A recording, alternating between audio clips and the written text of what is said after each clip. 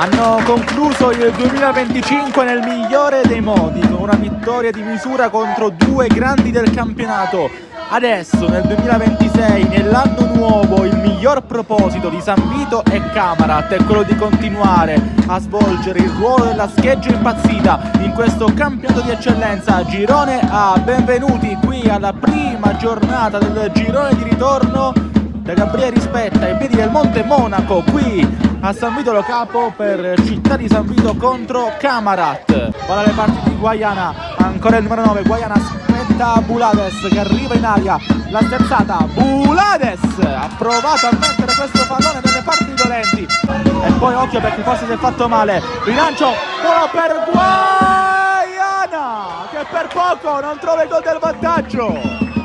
C'è Guadalupe in testa, riesce a girare ancora, anzi vediamo per Osvaldo, ma lotta comunque Mascarenhas, va proprio da Osvaldo, ancora Osvaldo, la giocata, Osvaldo al centro, Guadalupe anticipato, c'è comunque la Romana che può girare per Pane, pallone ancora buono per il San Vito, pallone arriva al centro, lo stacco, Dolenti colpito poi dalla Commare, fallo che arriva sul pallone, ancora lui, Guadalupe, cross al centro, lo stacco di Osvaldo, Sandu, Bulades, larga destra, ancora Bulades, può correre lì nella sua fascia, Bulades, bello il pallone per Mustaccia che arriva in aria, Mustaccia, salto Mustaccia!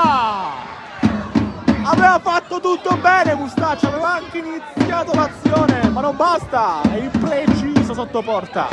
Qua, il portiere di riserva, la pallone che passa, Sandu!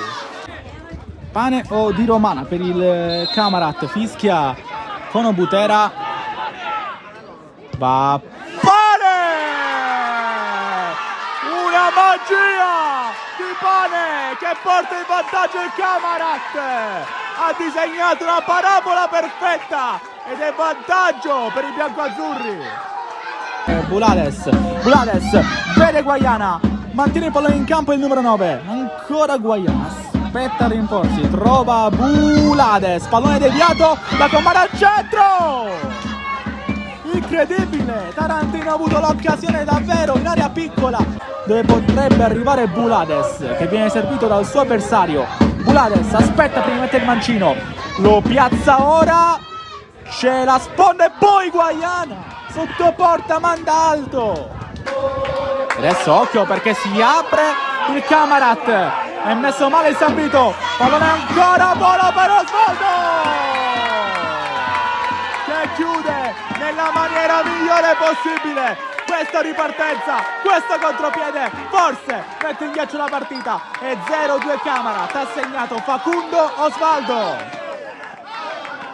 Meritata però per il cuore del Camarat, forse non meritata la sconfitta da parte del San Vito, ma questo è il calcio, questo è stato San Vito Camarat 0-2, decide la punizione di Pane e il contropiede portato a casa da parte di Osvaldo.